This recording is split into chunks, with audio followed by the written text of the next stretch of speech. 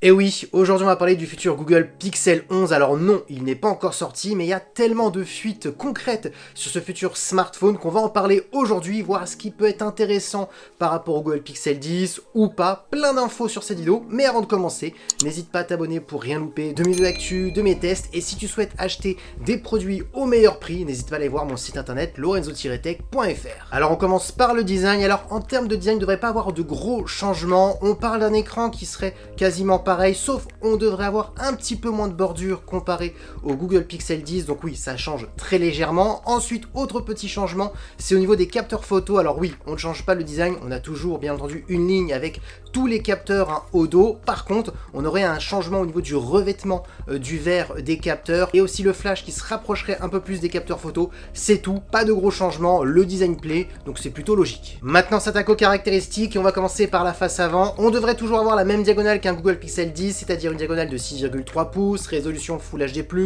technologie d'écran OLED accompagnée par un taux de rafraîchissement de 100 Hz. Par contre, attention, pas de dalle LTPO pour descendre de 1 Hz et monter jusqu'à 100 Hz comme le Google Pixel 10. On est entre 60 Hz et 100 Hz, donc ça devrait pas changer. Par contre, la plus grosse nouveauté au niveau de l'écran, ce serait la nouvelle dalle M16 créée par Samsung qui serait sur cette nouvelle génération de Google Pixel 11 et qui devrait aussi arriver sur les futurs iPhone d'Apple. Donc Google pourrait avoir cette technologie d'ailleurs en premier. C'est quoi l'avantage de cette dalle Samsung? Eh bien, on devrait avoir plus de détails, donc une meilleure qualité d'image, et on parle aussi d'un écran qui pourrait un petit peu moins consommer en termes d'énergie, donc pourquoi pas une meilleure autonomie grâce à cet écran. Donc voilà les avantages de la dalle M16 de Samsung. Pour tout le reste, normalement, on devrait avoir les mêmes caractéristiques au niveau de l'écran par rapport au Google Pixel 10. Maintenant, parlons de la partie photo, alors pas de gros changements parce que oui, il n'y a qu'un seul capteur qui serait retravaillé, c'est-à-dire le capteur principal. On serait sur un nouveau capteur de 50 mégapixels. Alors c'est intéressant que c'est le capteur principal parce que c'est celui normalement qu'on utilise un peu plus. Ensuite, on devrait toujours avoir le même ultra grand angle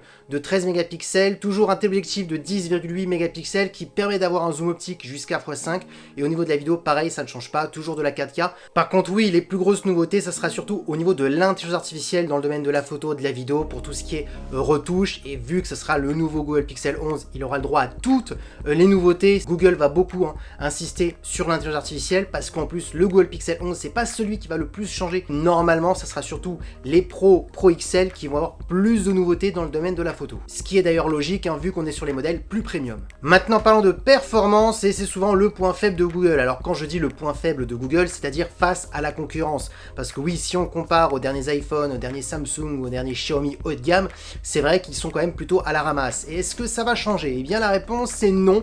On serait sur un processeur qui serait légèrement plus performant. On a déjà pas mal de fuites de ce nouveau processeur, donc voilà, ça va pas changer pour 2026. Par contre, il y a quand même deux points positifs. De 1, ils auraient réglé le problème de chauffe que peut avoir certains Google Pixel en utilisation plutôt gourmande, donc plus beaucoup de problèmes de chauffe, donc ça serait le premier point positif. Et deuxième bon point, ce serait la consommation énergétique, donc du coup, on pourrait avoir une meilleure autonomie sur ce Google Pixel 11 comparé à la version 10 de l'année dernière, sans augmenter la batterie, parce que oui, ça c'est la dernière information, pas d'augmentation de batterie sur le Google Pixel 11. Et pour le prix, eh bien je vais pas inventer le prix, parce que le prix n'a pas fuité. Alors on parle qu'on aurait une augmentation significative à cause du stockage et de la RAM, on l'a vu, on a 50 € d'augmentation à peu près chez la concurrence, donc à mon avis Google, ils vont aussi augmenter. Donc l'année dernière on était à 899 € pour la première version, peut-être qu'on sera au-delà des 900 €, ou peut-être ils auraient réussi à réduire un petit peu leur marge, et vu qu'il n'y a pas énormément de nouveautés, ça pourrait être crédible de rester au même prix. Donc voilà, c'est soit l'option A, soit l'option B,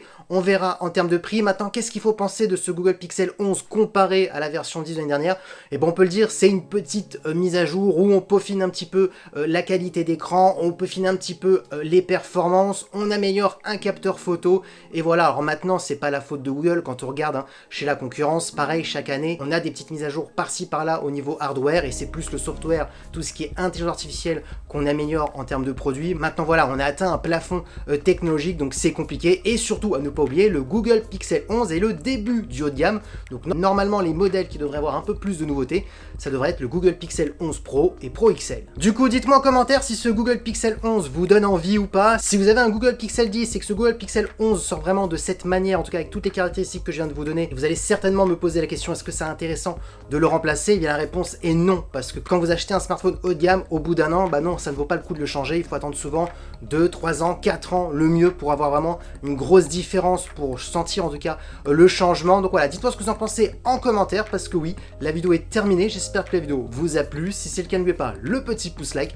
de vous abonner sur cette chaîne YouTube et d'activer la petite cloche de notification pour ne rien rater. Et si vous voulez acheter un smartphone au meilleur prix, n'hésitez pas à aller faire un tour sur mon site internet lorenzo-tech.fr, le lien sera en bas dans la description. Sur ce, on se dit à très bientôt, ciao.